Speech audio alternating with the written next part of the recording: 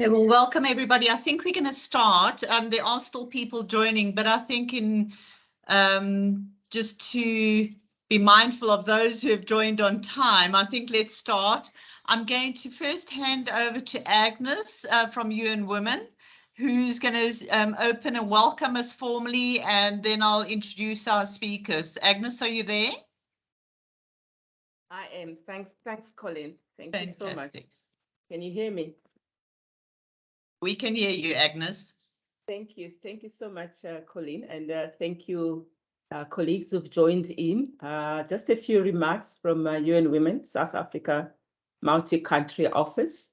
It's such a pleasure to see actually that, we're working with Business Engage and really promoting issues of gender-based violence and having so many participants. I'm seeing 115 as we speak, just to see in terms of how we engaged with private sector and other stakeholders as well to address issues of gender-based violence.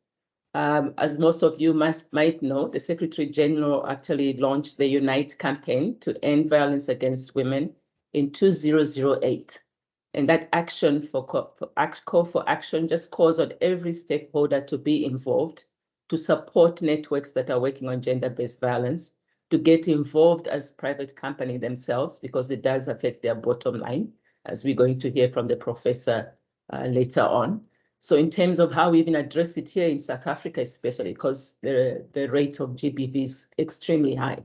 So for us as UN Women, we don't have a lot of comments to make, just to say we do want to work with the private sector in terms of having a solid commitment in terms of how we address GBV. We do want to work with civil society because they're on the ground. We do want to support civil society and communities especially because they're doing most of the work that actually is working on GBV. So how do we come together to address this scourge that we have, the silent pandemic, as the president would call it? So with those few remarks, I don't want to take up too much time. We have a video that we wanted to share. I don't know, Ko, if you're able to share that video, just to give it some global perspective of where we are with GBV. And thank you so much.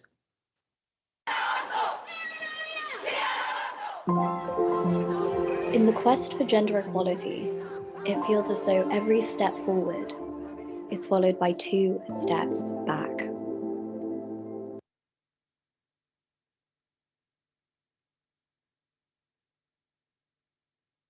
Sorry, can everybody see my screen? Yes, we can, but the video played and stopped. No, that's fine. I didn't see it on my side, so that's why I stopped it just to make sure that you can all see it. That's fine. I'll start it again. Okay. Thanks. In the grip of war, global pandemics, and climate change, the world has not become safer for women and girls. And the hard-won progress made by women's rights movements around the world faces a reversal, a pushback. Increasing assaults on women's right to make decisions about their own bodies, mounting obstacles to girls' education and leadership, rising cases of disappearances and of women being killed just for being women. Violence against women and girls, online or offline, cannot and will not go unchecked. Now's our moment to add momentum to the growing movement against violence, oppression and repression. Against the pushback, we push forward. By using our votes to elevate more women at every level into positions of power, by enshrining the right to freedom of choice and education, by protecting disempowered communities and advocating for survivors' rights, and by taking action to end all violence against women and girls. The only way forward is forward.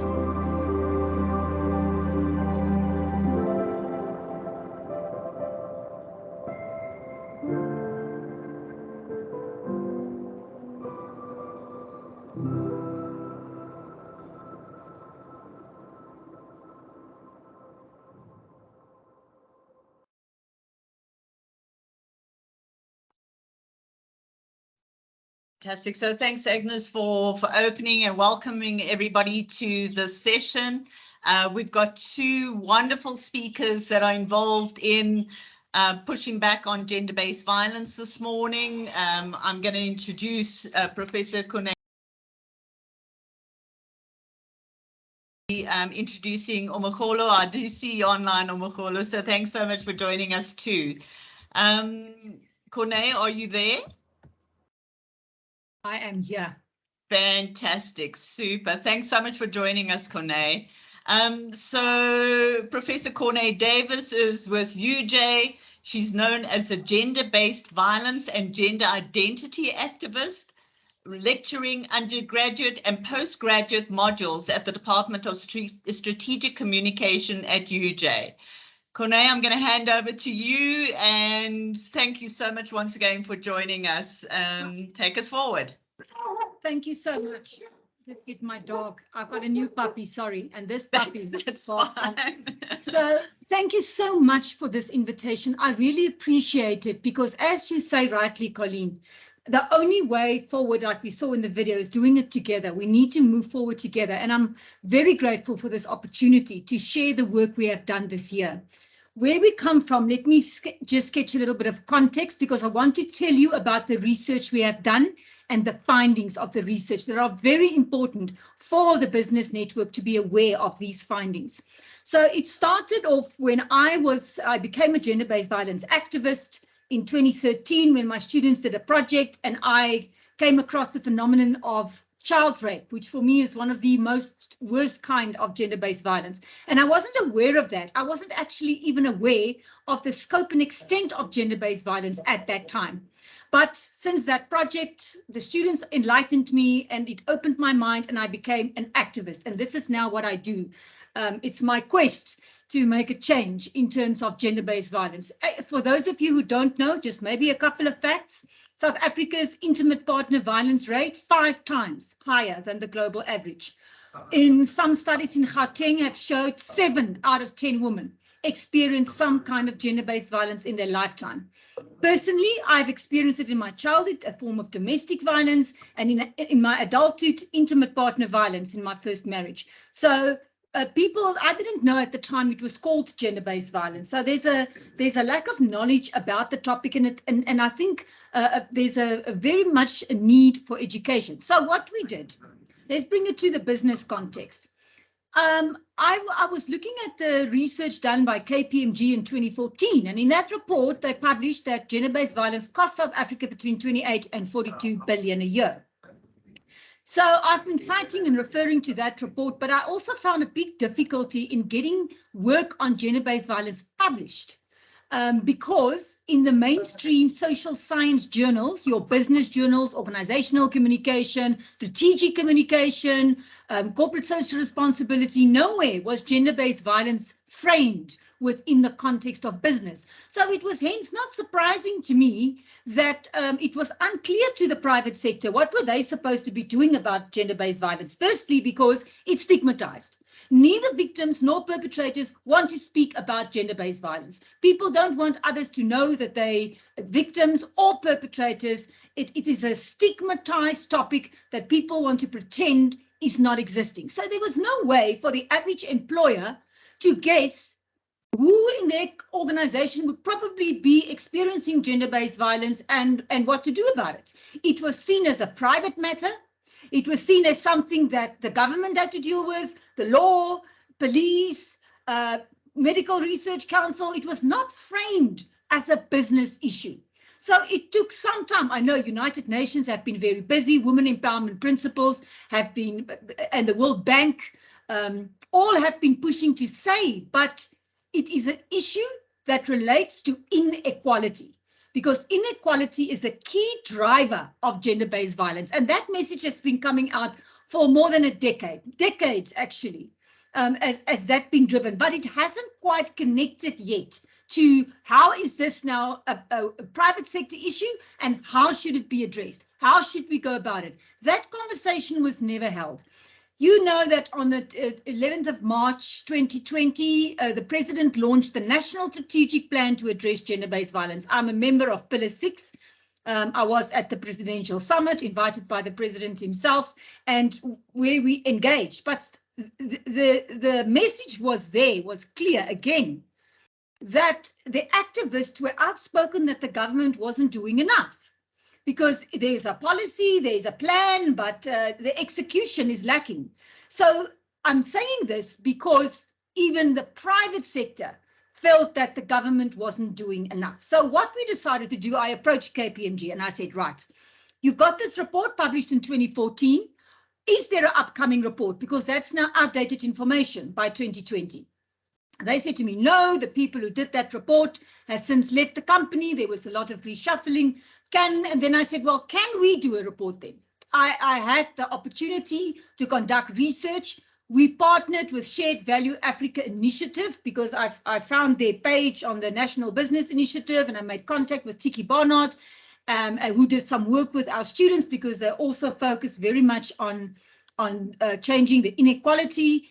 And we set up a steering committee and the research happened. Now, let me tell you what happened. It's something I forgot to tell you.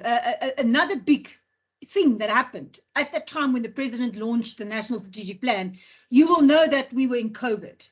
And during the period in COVID, it was reported that 934 little girls aged 10 and 11 years old respectively, besides the other 23,000 children, gave birth to babies, 10 and 11-year-olds. And that was a shocking statistic. And those were just the one who could conceive and fall pregnant. What about all the other little girls who were victims of statutory rape? So the seriousness of the problem in South Africa could never be overestimated. So anyway, we started the project. So what did we do? We did two streams of research.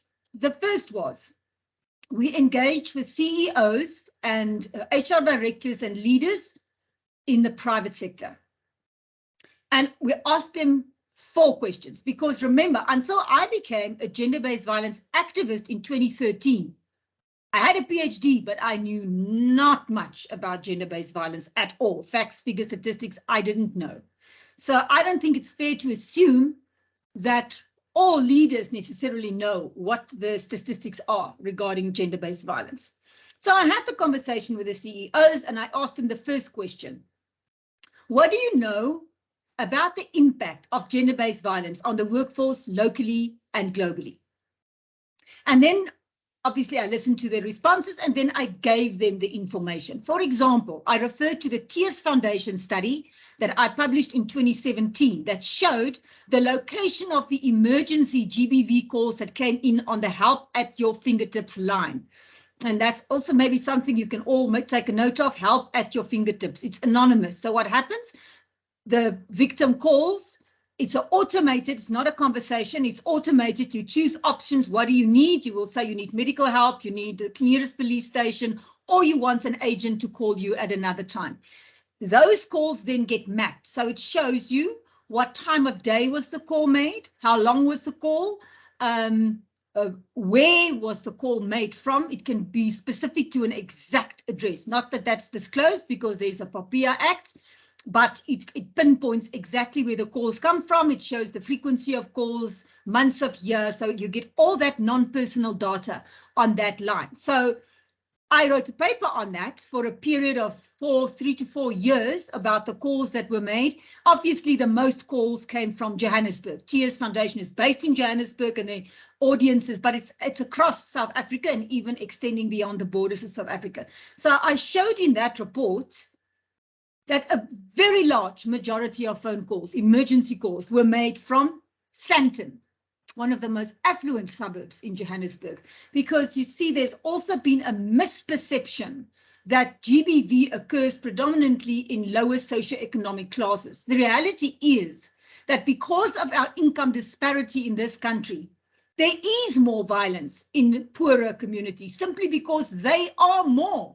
But GBV occurs proportionately across all socioeconomic sectors, across all races. So the idea that this is not something that my employees would be experiencing is non-existent. It happens across. It's not 7 out of 10 women in poor communities.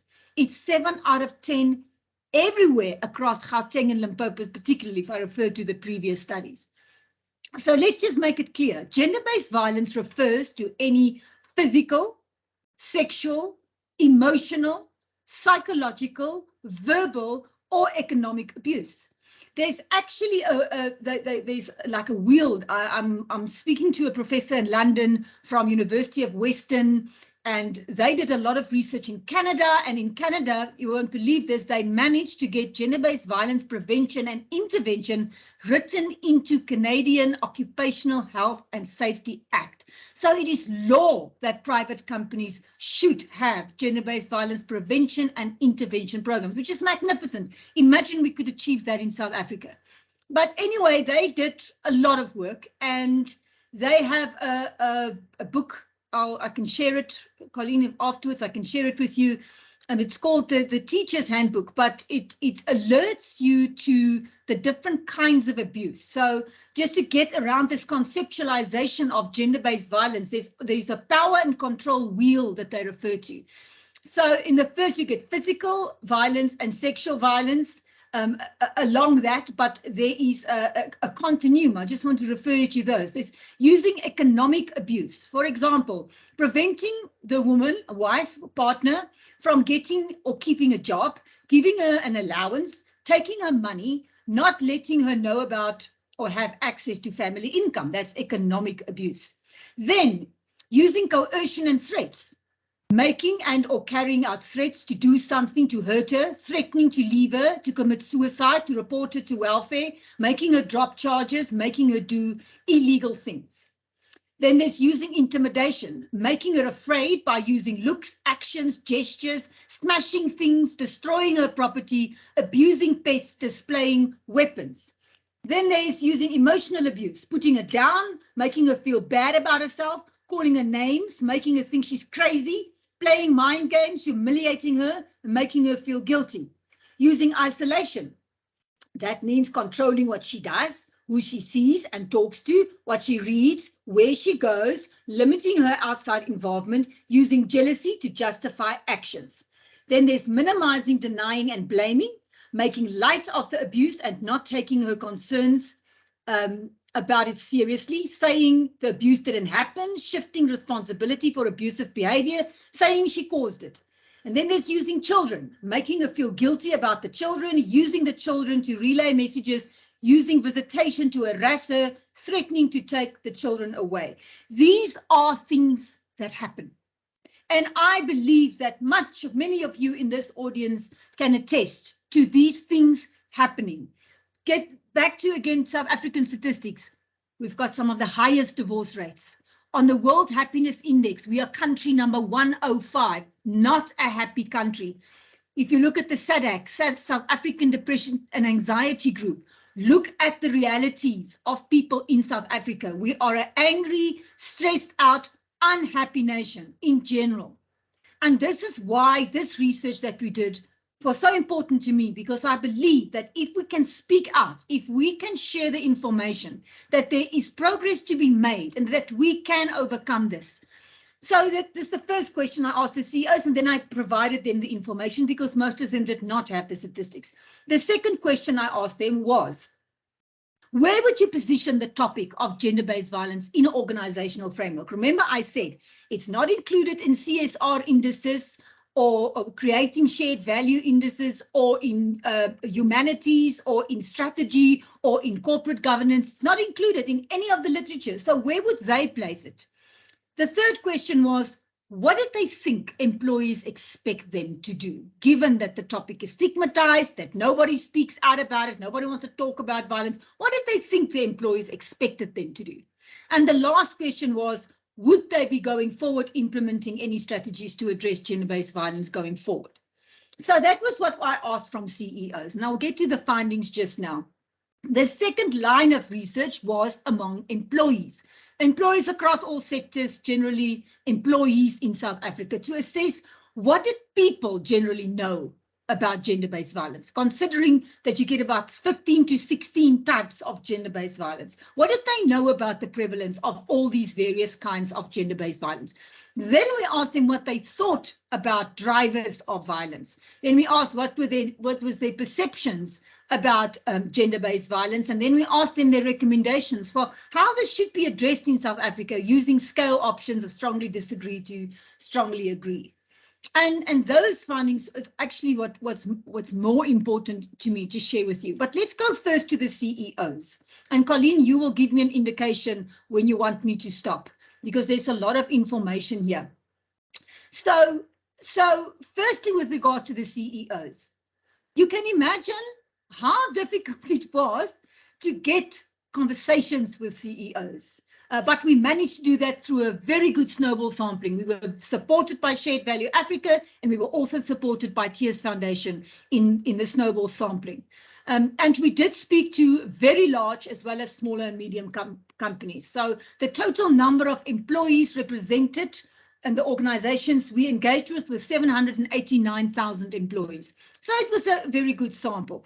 Firstly, the CEOs were very willing to engage. They may not have had all the detailed knowledge, but several of them came forward and said, addressing gender-based violence should be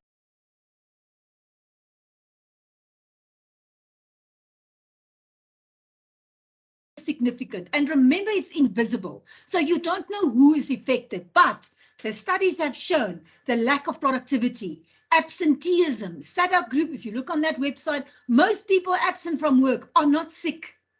The damage to the career development, the lack of performance, the medical expenses, all of these things impact on organizations without them knowing.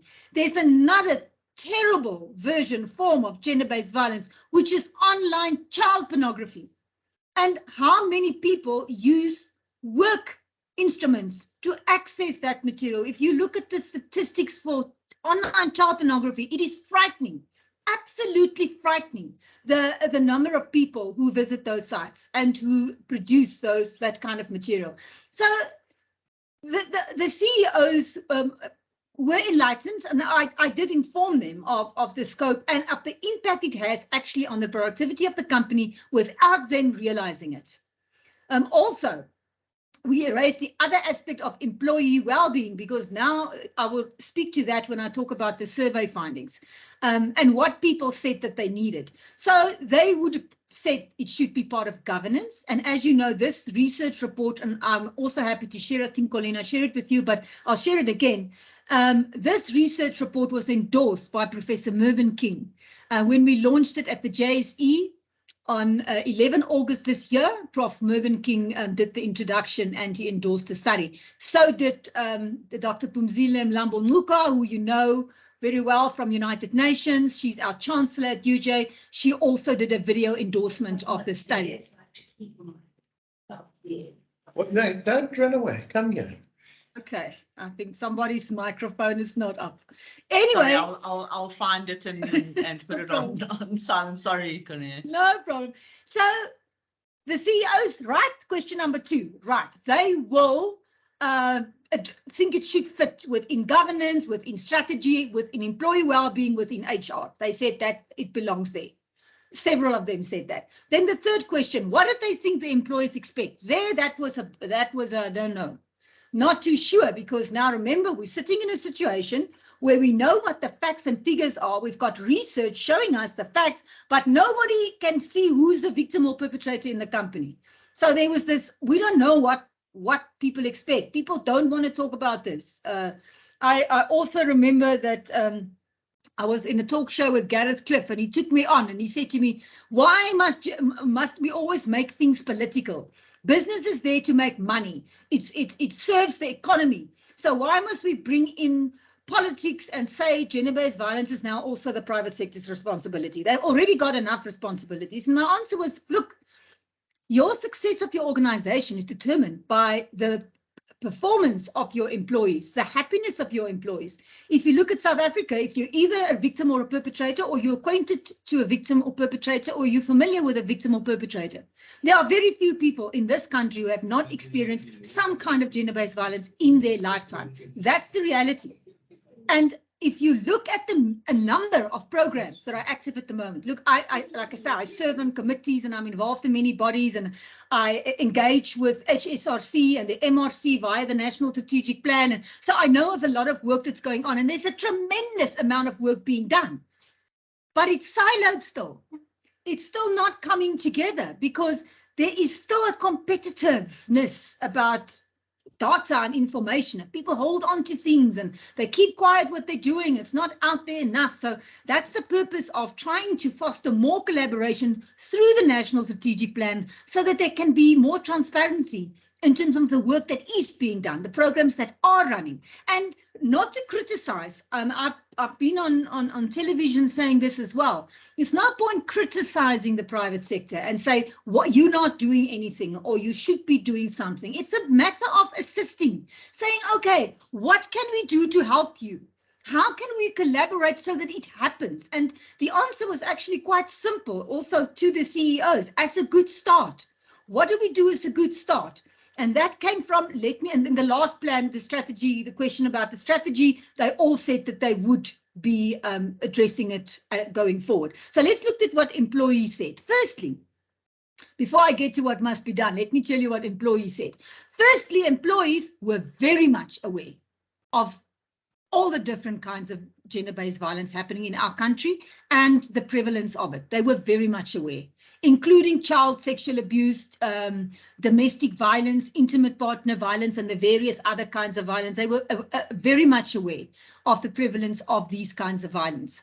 A lot of them also felt that it was driven by inequality, as we know, it's been generally known.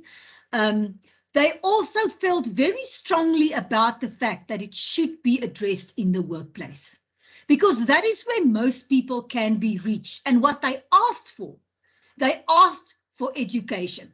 Now let's talk about education, because this is the easy part. Most companies, every company, I can't think of one who doesn't, every company has an intranet. And an intranet is a space, the web page that employees have access to without even starting to run a gender-based violence program, just an awareness page. Give people the information about what is gender-based violence, what are the different kinds of gender-based violence, what are the consequences for victims of gender-based violence, what should perpetrators be looking at, how should they observe themselves, what kind of behaviors are questionable. I see there's a hand up, Jasmine. Jasmine, your hand is up. Okay, tell me if you wanted to say something, but I see your hand. So the idea is that start with information, provide people with the facts and figures, show them what is happening and what needs to change in an information page. I, for example, put together a brochure for UJ students, all students, to tell them what are the different kinds of violence, what are the vulnerabilities for students in particular, considering that most of them come from other areas in the country. They came to UJ from all over the country, so they are displaced, they're away from their families, so to alert them to awareness. So that kind of information can be provided without cost. It costs nothing to put information on a company's intranet. Then from the HR division, an assessment can be made about what employees would want to learn about more. And that is a simple procedure, because what the employees did say explicitly, they want support. They believe that perpetrators should also receive support, because you see, nobody is born a perpetrator of gender-based violence. It is something that's behavior that is learned. And the sad case is that it becomes repeated across generations. So if you experience gender-based violence in your childhood, you are likely to experience it in your adulthood. Also, I think what people need to be educated on a lot, which can also be on an information page, is the consequences of gender-based violence. I'll share that document with you later. I could maybe attach it in the chat. It's called the Teacher's Handbook, and it shows you what are the consequences for children seeing their mother abused, hearing their mother abused, or I must say there's also studies that show that there are several 100,000 men who are also victims of gender-based violence. It's not, but it's predominantly women who are the victims and children. So educate people on what is wrong behavior and what the consequences are. People don't realize that, because look at what I said about South Africa. 105 on the World Happiness Index. Generations of abuse that will continue to occur if we don't all collaborate and say, how can we stop this? And like I demonstrated with you with the information and the employee questionnaire to establish what they need, what information they would like, that's not even a cost issue. It's not even an effort issue. It's not a time issue. It's simply saying, here is the information. These are the lines of support available. Refer them. If you don't see it as your role, or you don't have the capacity to include it as an employee well-being program, refer your employees to these places, such as TS Foundation, Hope to Heal Foundation, where you can seek help of some kind. Also, many organizations are members of ICAS. We found that a lot of people require psychological support. And just make information available. That is not too much to ask. The employees survey also revealed people felt that sentencing were not harsh enough. The legal process is not followed enough. And that's another important role of business as leaders in society, to place more pressure, to hold government more accountable. That is something we all need to do. When I was at the summit, there were some very angry activists, and they were almost literally, I don't know who of you saw it online, but literally shouting at President Ramaphosa as he spoke, and saying that they're not seeing action, and certain promises were made. President Ramaphosa promised that by the end of the financial year, there would be new legislation in place, that there would be harsher sentences, that it would be taken more seriously. So these promises were made. We were also promised that the government would establish the Gender-Based Violence Council, employing people formally, and that there would be more money invested.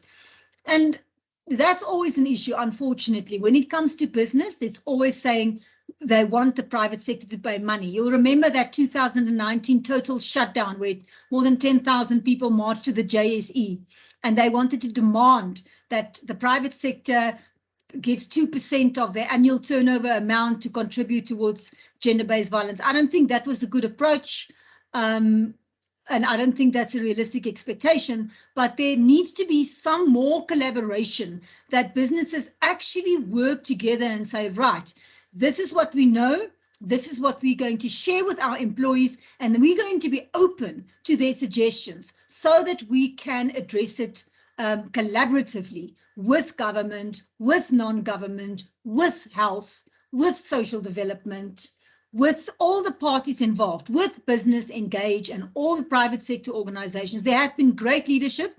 I attended a workshop, well, it was like a design thinking day with Standard Bank and SPAR and Modus Group, where they invite, I was the academic member of the team, but there were 70 people representing the National Prosecuting Authority, several other organizations, activists, lawyers.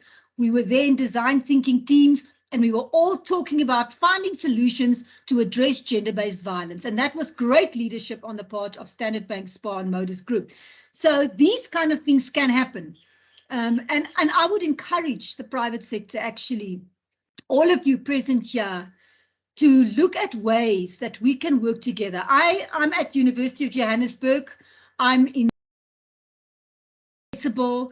passionate about the topic. I'm willing to assist where I'm needed, and I'm happy to collaborate and share information. I'm happy to talk to staff. And that is the service that is, I see my role as academic in society. So thank you, Colleen, for this opportunity, and I hope to engage with you again some other time. Any questions for me, you're welcome. Fantastic, Corné. I think we're going to take Omogolo on, and then I've got a Q&A afterwards for both you and Omogolo. Omogolo, are you there? Yes, I am. I hope you can hear me clearly. Yes, we can. Just let me spotlight you, and then I can introduce you, and we can go from there. Okay. Lovely. Fantastic. Super, Omogolo. Thank you so much for joining us. And so Omogolo is the founder and executive director of GBV Monitor South Africa. It's an NPO focusing on research, tracking GBV incidents, and does a systematic analysis of the rural criminal justice system. And so I'm going to hand over to Omogolo. If you want to introduce yourself anymore, Omogolo, please go ahead, but over to you. Thanks for being with us this morning. Thank you so much, Colleen, for hosting this engagement. And thank you to everyone for making time to be here to engage and really just talk about the GBV crisis that we are faced with in the country and across the continent and the world. Just to give you, some background at how I arrived at founding GBV Monitor South Africa was from work that I was doing at Radio 702, at eNCA, and really just being in a position of frustration in terms of how the media was framing, gendered injustice, gendered violence against women, children, and LGBTQIA people. And I would always say to my editors, why is it that we only care about GBV in August month because it's Women's Month? Now during the 16 days global campaign, you'll have more media houses reporting on this as if there's this sudden spike during this time. We'll have a bit of that increased media audience and reportage maybe during, the month of March because it's International Women's Month. And maybe in cases where, there's the crime is just so heinous, right? That you just cannot ignore it because criminals are just employing all sorts of creative ways of asserting their violence and the way that they operate. And, after working in government and also then trying to institutionalize a recognition and taking action on GBV, I also realized that I'm actually not doing enough. And where GBV Monitor SA then came in was then to become a platform where we have, information that is coming in from data sources, which is the media, and we also work with the NPA. But we really have this dedicated platform that does a number of things. It firstly recognizes the GBV crisis that we are in and we have been in for a very long time. And the second thing that it does is also recognize and validate the lived experiences of women. And the third thing that it does is to become this reliable, dedicated platform that researchers, policymakers, general members of the public, business people, media houses can go to if there is a particular case that they're interested in to say, we see that you have a crime that was committed against this particular survivor and victim. What information can you then give us? And what we developed is an online GBV tracker that you'll find on our website. And the data collection that we are looking for offers far much more granularity that you would find in a media report that would say, there's a lady, Omogolo Taunyane, her body was found on the field, dumped, dead, assaulted. And then the story moves on and then we never get any updates. So what our online GBV tracker does is give you a name once it is in the public domain, whether it is in court or through a media report. You'll have a name of a survivor or a victim. You'll have a name of the perpetrator, their age, where this particular crime was committed across the country, whether it's a village, whether it's in an urban area or a township, you'll have a location. You'll have the name of the police station where this particular crime was reported. You'll have a name, if that information is available from the NPA, once it's available, of, has an arrest been effected? What charge was this arrest effected under? Was there bail granted? How much was this bail granted for? What is the next court date that has been allocated for this particular case? Where is this court date?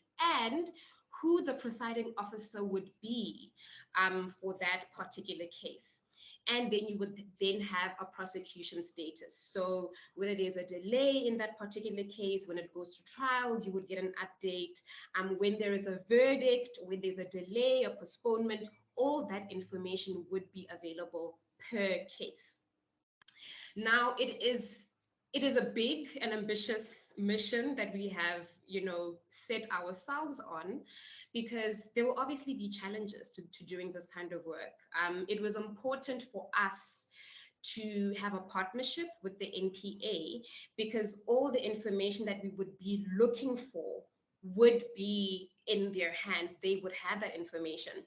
We are in contact with all 11 provincial spokespersons that they have. There's more than, we have 9 provinces, but there's 11 spokespeople.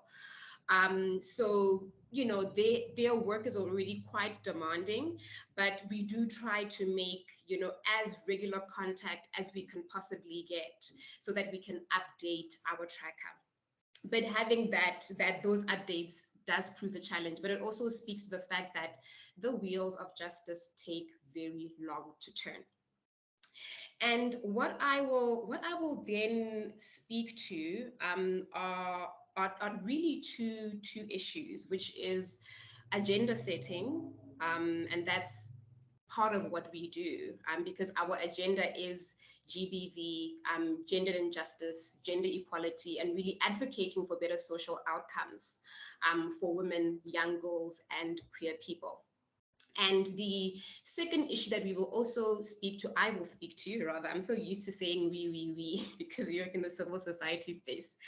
The second issue that I will then speak to would be on urban bias, because part of our focus on doing a rural systemic analysis of what is happening in the rural criminal justice system was identifying that a lot of what is already in the public domain, or whatever that is being raised for awareness purposes, happens in urban areas, which then, negates the lived experiences of what is happening in marginalized communities.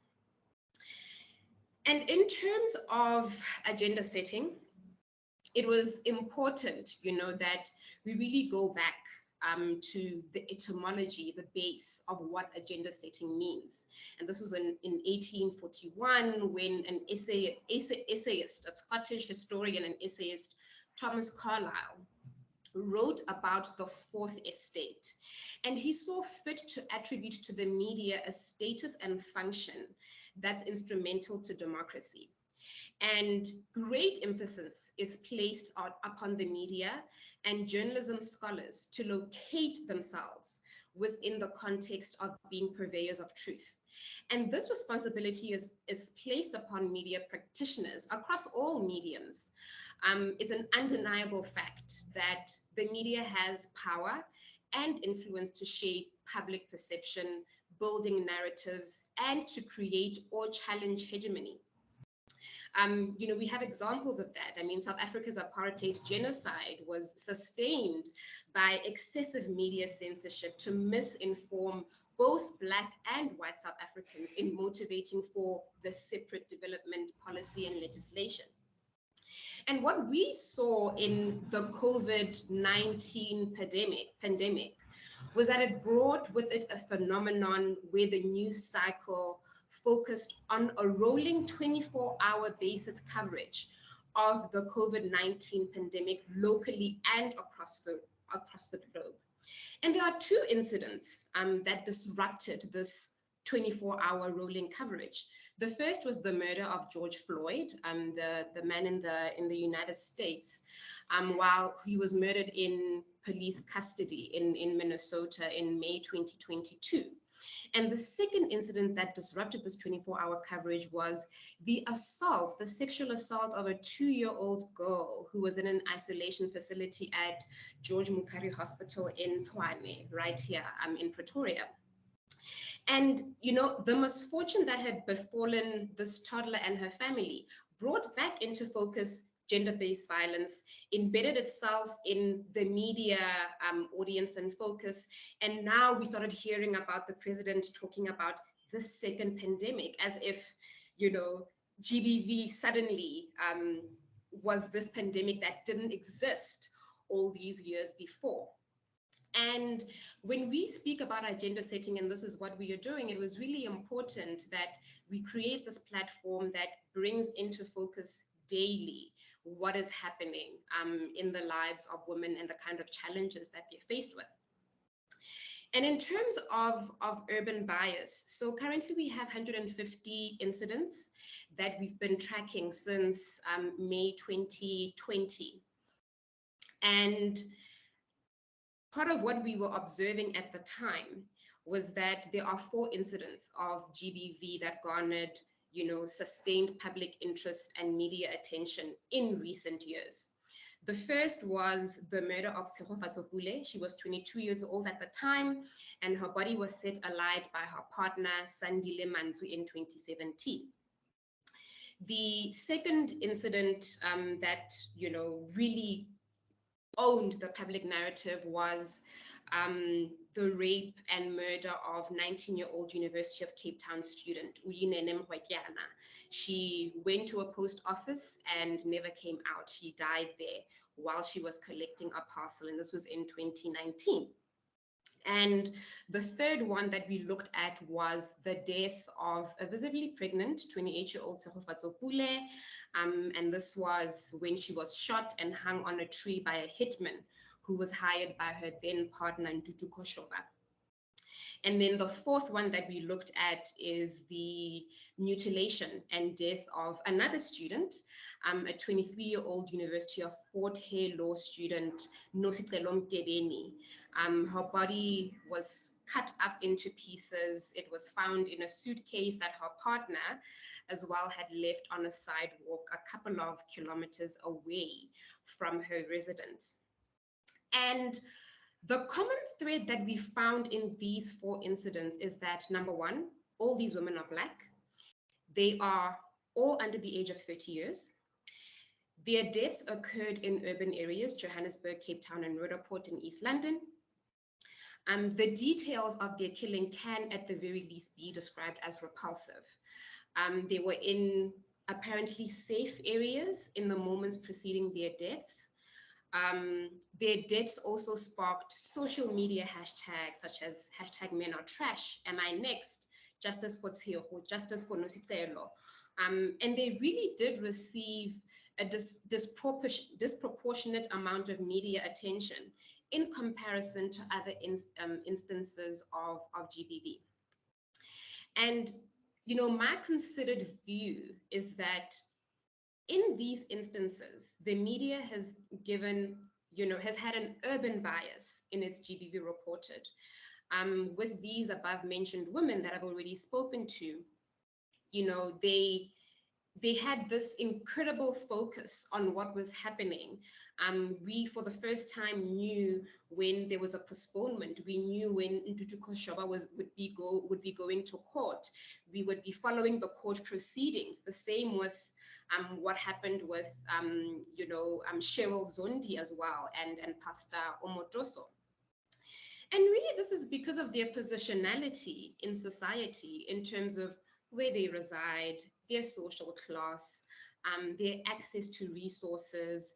And in some cases, we heard a lot of people talking about pretty privilege in terms of how these women would look, the conventions and societal standards of beauty that they then met, which made them, you know, more attractive for the media to report on and gain public sympathy.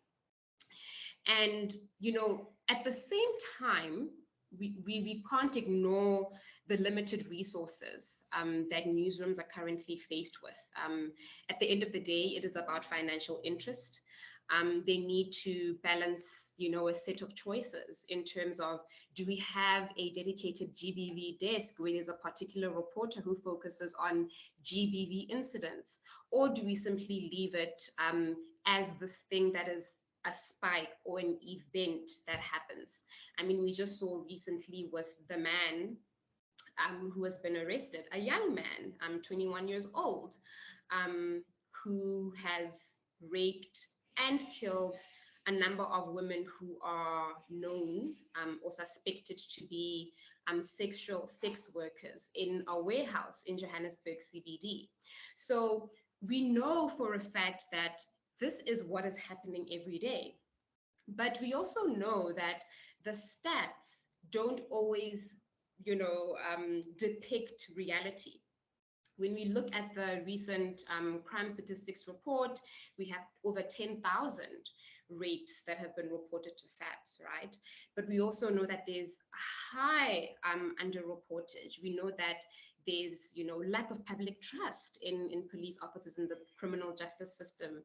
There is high underreportage because of shame, secondary victimization, women who come forward. We've had women who have come forward to us to say, I'm at a police station, I want to open a case, and the officers, men and women, are simply not willing to assist me. We've had to come in and step in to say, well, you need to do your job because we are this organization that represents the rights of women, and this is part of you doing your job.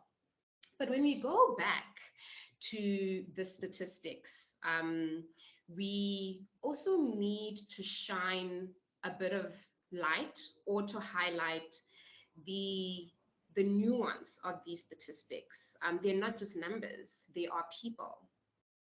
But as much as all these cases have been reported to the police, where we come in is to understand what happens once a victim and a survivor enters, the reporting system, the criminal justice system.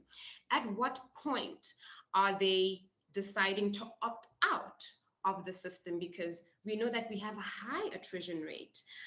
In fact, there's research that has been done extensively as well that speaks to a less than 10% of reported rapes that secure convictions. So when the minister comes to us and says 10,000, 9,000 rapes have been reported, we must also contextualize it and understand that less than 1,000 of those cases will arrive at an outcome that is positive or a verdict for survivors. And that is very poor. And part of what we do in tracking and having this context of a high attrition rate is to look at incidents where the system has worked. We have thousands of police officers that are working around the clock, right, to ensure that justice, access to justice is realized. But what does that look like on the ground? What is happening in rural areas when we say that a police station, the nearest police station is 40 kilometers away from where communities and women reside who would then want to report? What is this access to justice that we are talking about? Is this access to justice being realized? We can't say that, right? Because we can see that there are a number of women who simply choose to not report because the nearest police station is so far. They don't have 30 Rand, 50 Rand to get them to and back from the police station. What kind of support mechanisms are the state actors putting in place to ensure that this access to justice is realized? When we speak about a victim and survivor-centric approach, we mean that the interests and the care and support must always place survivors and victims at the center to respond adequately to the challenges that they're faced with. So these are some of the issues that we are grappling with. We are a fairly new organization. We are only a year old, but we just thought that this is an important cause that we must highlight. It is important that we really do whatever it is that we can to challenge this institutional inertia that we often talk about in recognizing and being responsive to gendered injustice and gendered violence. And there is quite a lot that is happening. I don't just want to be a messenger of doom and gloom. We already, Prof. Bonet has already spoken about, you know, the hashtag total shutdown movement, tens and thousands of women who gathered in August 2018 and said, this cannot continue as usual. It cannot be business as usual when women are dying and are being assaulted every day. And it really is based on the work of all of these women who gathered on that day, who set the tone of what would happen. We had the presidential declaration that was made from the first summit by the president, where a number of demands were brought forward, 24 demands that were brought forward by women. And the president said, yes, we are going to prioritize this. This is our second pandemic, and it should be given equal treatment to that of the COVID-19 pandemic. We saw how, you know, government moved their budgets, reprioritized money, specifically because there was a COVID-19 pandemic and it needed to be attended to urgently. And that's what we need for gender-based violence too. And, you know, some of the important milestones that have really come out has been the GBVF response fund that was established by the president as well. And it speaks to the help, collaboration, assistance that is needed, funding from the private sector. It is a private sector-led fund. The president had set himself on a very high ambition of this 1 billion rand fund. And we've fallen short. Only 161 million has come in from the private sector. And this is an opportunity for us to say more. We need more. We need this cause to be funded. And the private sector does have the means to do that. There are other actions that the private sector can start looking into. What does your sexual harassment policy look like? We have very good examples of Google that really means it when they say they have a zero tolerance approach to sexual violence in the workplace, because just from one incident of a woman saying no to an advance being made to her is enough of an offense for you to be fired from the organization. And that is the kind of zero tolerance policy that we must see being replicated across the private sector, including the public sector as well. This is not only about the private sector. We have the C-180 convention that South Africa just signed into, the International Labor Convention that speaks to eliminating all forms of sexual harassment. Now NEDLAC is going to be going through that process, legislating it so that private companies can really start walking the talk. I mean, we can speak the whole day about some of these things, but I really do think from the private sector, you know, responsiveness, Prof. Konya has already spoken to the billions that the country loses as a result of GBV. So GBV isn't a women's issue. It isn't a, you know, civil society issue. It's not a government issue. It is a societal issue. I think all members, all sectors of the economy has a role to play in eradicating GBV. Practice, you know, private practice, the business community also needs to realize that the human capital that they invest in is affected by GBV. If you cannot go to work because you have a bruise on your face, or you're just not in a position to engage and fully participate in your work, that affects the private sector's bottom line, that affects the shareholders' bottom line. So there's just a new way that we need to start thinking about GBV in really taking seriously the negative effects that it has on society, on the bottom line, and really starting to take action, but mostly to fund the cause. We have CSI budgets, there's CSI units and departments. That money should be going towards organizations that are working on the ground or partnering with organizations like the GBVF Response Fund, to really ensure that we can see this accelerated change that we envision for a better society. So that is my remark, and thank you so much. Thank you so much. Thank you so much, Omogolo. And I think everybody on the call can agree that when we've got people as passionate as Professor Kone and Omogolo online, that things will happen. And we really appreciate both of you, and also the comments coming through make us realize that it's a very important topic, that given enough focus and deliberate actions, things will happen. Are there any questions for Professor Kone or for Kone or Omogolo, or comments? Cindy, I see your hand.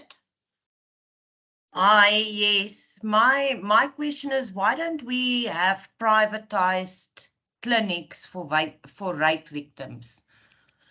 That is something I feel that needs attention. If you give a person the safe space to go to have the rape kit collected, to have a nurse, to get the medication, whether it's a child or grown women, I mean, I'm sure we'll see more reports on rape incidents or incidents that happen.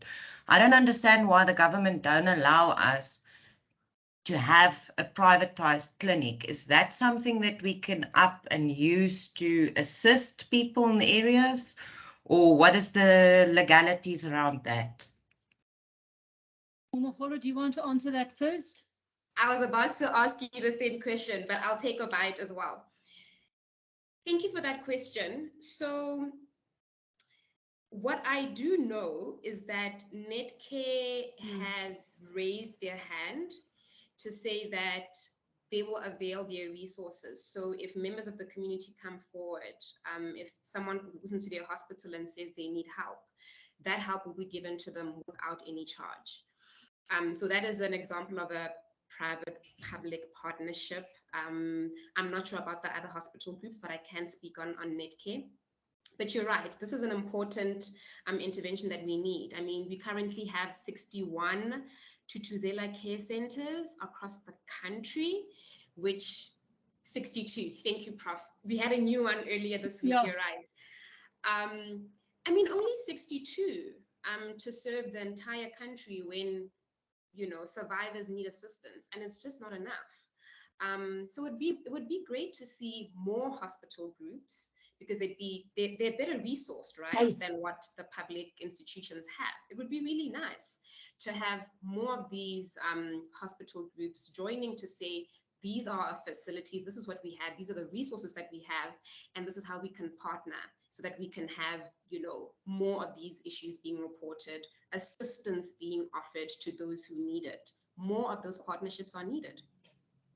And can I just add to that, Omogolo? I also think there's a more need for information. People, if they don't want to talk, there are non-personal options. Like I said, phone tiers help at your fingertips. You can ask for a consultant to phone you at a time that you're away from the perpetrator, so you can get support. They can also, they have a service, they can track the cases, they can, you know, they can work with, and that's often what happens because it's non-personal. People are still uncomfortable about, I mean, if you look at people who they don't want to report to the police because they're too scared of what would the community say, what would other people say, will they be blamed, will there be victim blaming and judgment and all sorts of things. So I think one of our biggest roles to support women is to also remove the stigma from victims.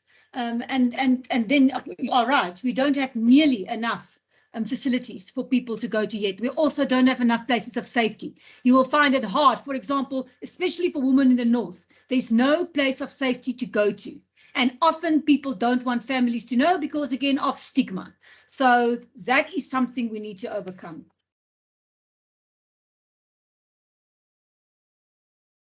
Any other questions or comments?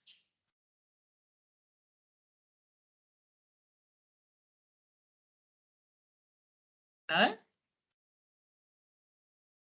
I must say, Colleen, I was in another panel yesterday, and we know that gender-based violence is not a topic people feel comfortable to speak out about, to engage with, but I think that is why what we're doing is of most valuable. It's information. It shows people what is going on. And like I said, I've experienced it personally in my life. And chances are that 70% of women in this group have experienced it as well. So we are aware of it. It's just a matter of learning and understanding how can we address it, how can we help each other, and how can we end this pandemic in our country. That's what we're here to do. And if you call on us, I'm sure Omogolo will agree, we're here to help you. Fantastic, Corne. And Omogolo, thank you too so much for being with us this morning. I think if there are no other comments or questions, I think we're going to close it off there. Agnes, thank you so much to you and women for all you're doing in this arena as well. Appreciate you being online. Yeah, Tanya, we have got the resources. I will be sharing it with all of the corporates.